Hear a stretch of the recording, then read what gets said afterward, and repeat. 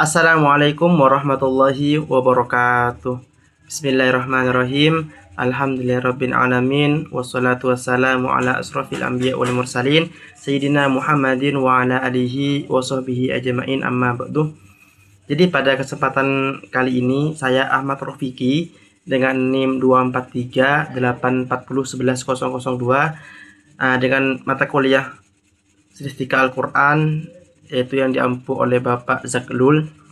Jadi kali ini saya akan sedikit menjelaskan tentang stilistika sintaksis atau al-mustawa an-nahwi atau at-tarkibi, yaitu kalimat larangan atau imperatif dalam Al-Quran.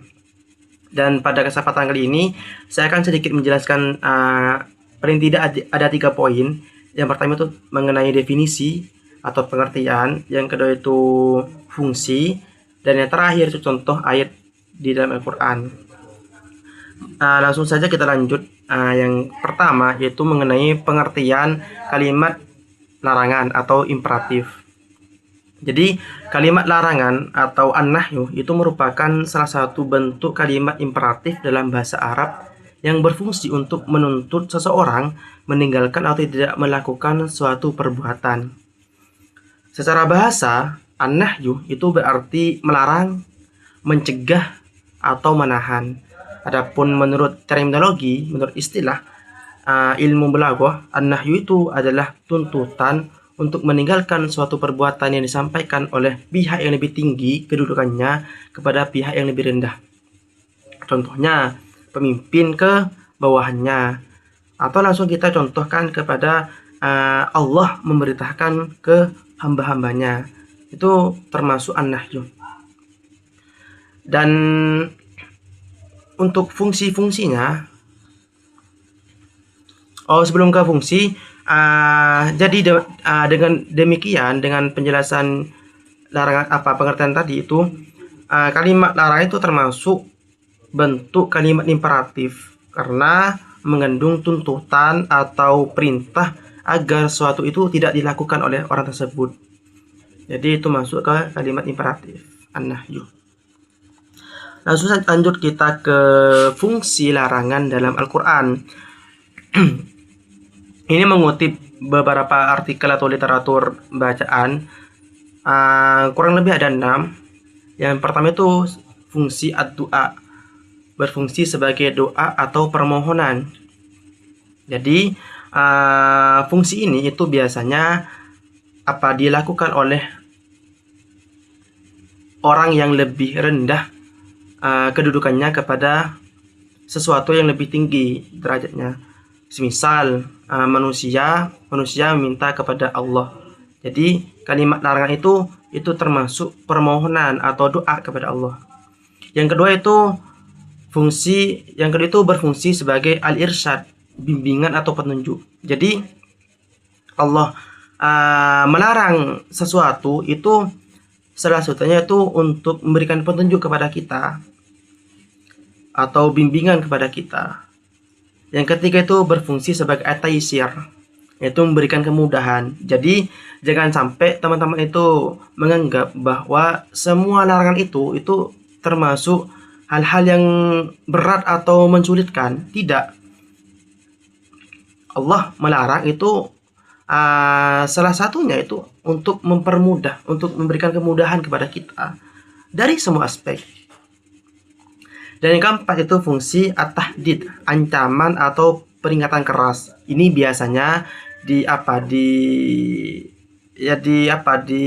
disampaikan atau diberikan kepada orang-orang yang tidak melakukan perintah Allah atau menentang perintah Allah. Seperti itu. Yang nomor 6 itu fungsi at-ta'is, itu memutuskan harapan atau putus asa. Ini biasanya diberikan atau ditujukan kepada orang-orang kafir, kepada orang-orang yang tidak beriman. Itu Allah putuskan harapan mereka semua. Dan yang terakhir itu fungsi at-tahqir, yaitu menghina atau merendahkan. Ini biasanya ditujukan kepada tuhan-tuhan orang-orang yang tidak beriman. Contohnya ke berhala, ke sembahan-sembahan orang-orang yang tidak beriman tersebut, orang-orang kafir tersebut, Allah hinakan, Allah rendahkan. Jadi kurang lebih ada 6 teman-teman fungsi larangan dalam Quran. Tentunya masih ada banyak fungsi-fungsi lainnya yang mungkin teman-teman bisa cari sendiri nantinya. Dan juga dengan demikian pemahaman tentang fungsi larangan itu tidak boleh kita itu hanya melihat dengan teks saja. Jadi kalimat larangan itu tidak semua berarti larangan, tidak semua berarti apa ya? Tidak semua berarti tidak, betul. Jangan, tidak semua berarti seperti itu. Jadi kita itu harus mengkaji lebih dalam lagi, mengkaji lebih luas lagi. Selanjutnya itu dengan pendekatan pragmatik. Jadi tidak boleh hanya kita pahami dengan teks luaran saja, seperti itu. Dan lanjut, yang terakhir yaitu mengenai contoh kalimat larangan imperatif dalam Al-Quran. Itu saya ngambil pada surah Al-Isra ayat 32, yang mana bunyinya itu wala taqrabuz zina innahu kana fahisyatan wa sa'a sabila, yang artinya dan janganlah kamu mendekati zina, sesungguhnya zina itu adalah suatu perbuatan keji dan suatu jalan yang buruk. Jadi kalimat larangan yang ada di ayat ini, yang ada di surah ini itu terletak di depan. Wala taqrabuz zina.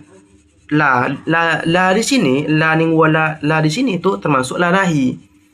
Itu ya larangan. Jangan seperti itu. Jangan mendekati zina. La taqrabuz zina. La-nya itu berada di sebelum taqrabu. Itu di sini taqrabu itu fi'il mudhari.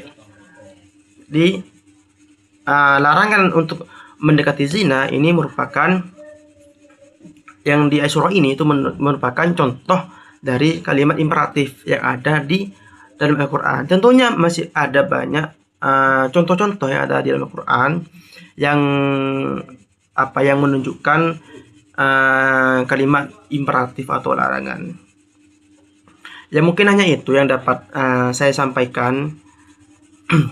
Nanti semisal teman-teman mau mengkaji lebih luas lagi, mau mengkaji lebih dalam lagi terkait definisi, fungsi, dan contoh-contoh yang ada di dalam Al-Quran itu, teman-teman bisa cari sendiri nanti di beberapa literatur untuk mengenai pengertian dari kalimat larangan atau imperatif.